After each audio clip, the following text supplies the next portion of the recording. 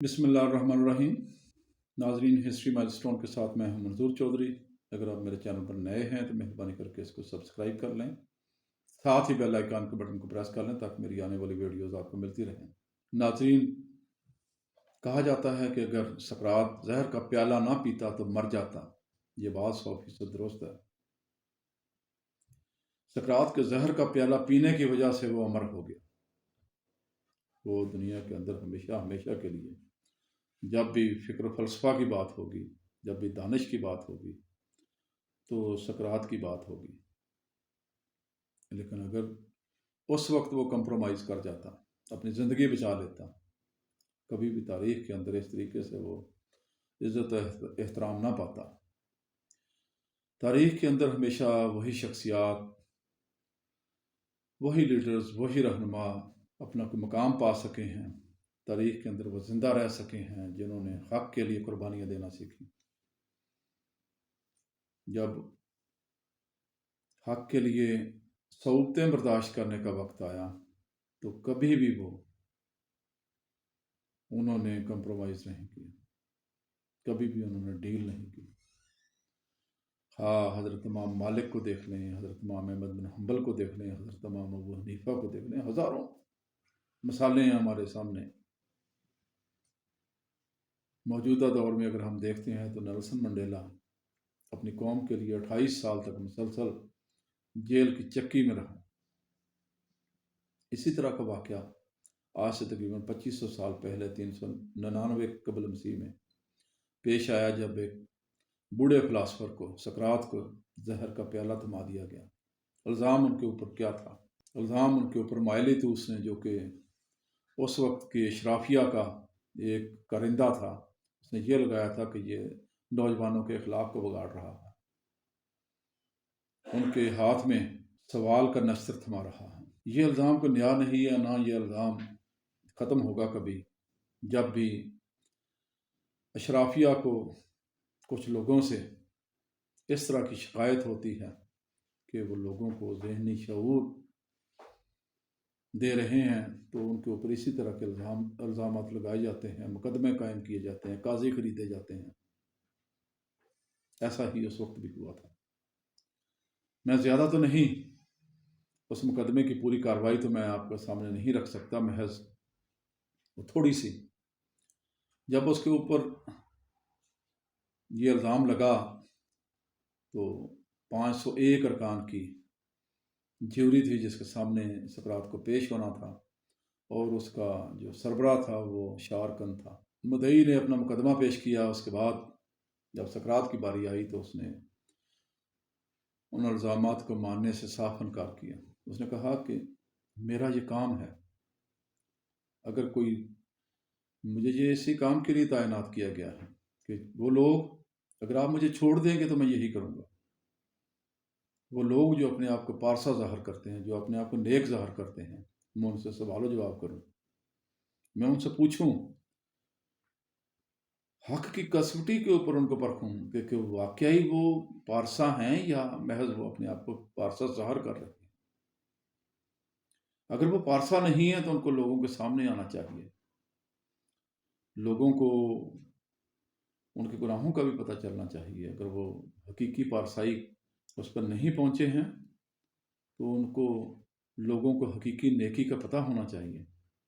میرا کام ہے ان کو بتانا، اور یہ میں بتاتا رہوں گا۔ اگر آپ مجھے اس بنا کے اوپر چھوڑ دیں گے کہ میں اپنی زبان بندی کر دوں تو میں جان دینے کو ترجیح دوں گا۔ میں ہرگز بھی اس طرح کی کوئی ڈیل آپ کے ساتھ نہیں کروں گا کہ میں خاموش ہو جاؤں اور آپ میری جان بخشی کر دیں۔ جب جیوری کا اس کے دلائل سننے کے بعد، اس کی تقریر سننے کے بعد، جب جیوری کی ووٹنگ ہوئی تو محض 30 کی تھن میجارٹی کے ساتھ اس کو سزائے موت سنا دی گئی۔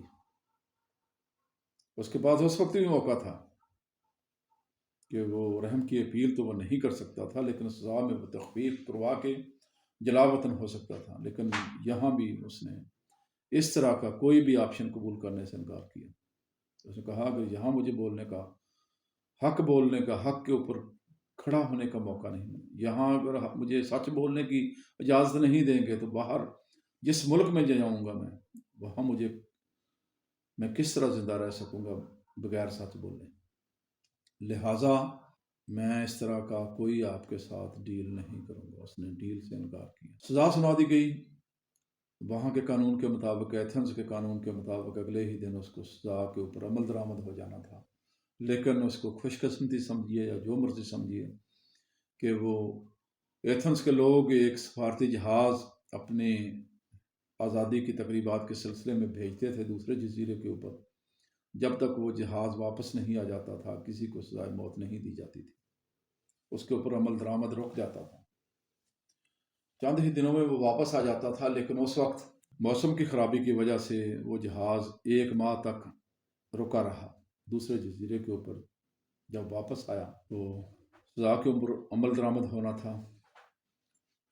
سقراط کے شاگردوں کو فکر تھی کہ کسی نہ کسی طریقے سے ہم اپنے استاد کی جان بخشی کروا لیں، کسی نہ کسی طریقے سے ہم اس کو نکال کے یہاں سے لے جائیں۔ سب نے پیسے اکٹھے کیے اور بہت بھاری ایک رقم ادا کرنے کے لیے اکٹھی کر لی گئی جیلر کو، تاکہ اس کو رات کے اندھیرے میں یہاں سے نکال کے لے جایا جائے۔ لیکن سب سے اہم مرحلہ جو تھا وہ سقراط کو اس کے اوپر قائل کرنے کا تھا۔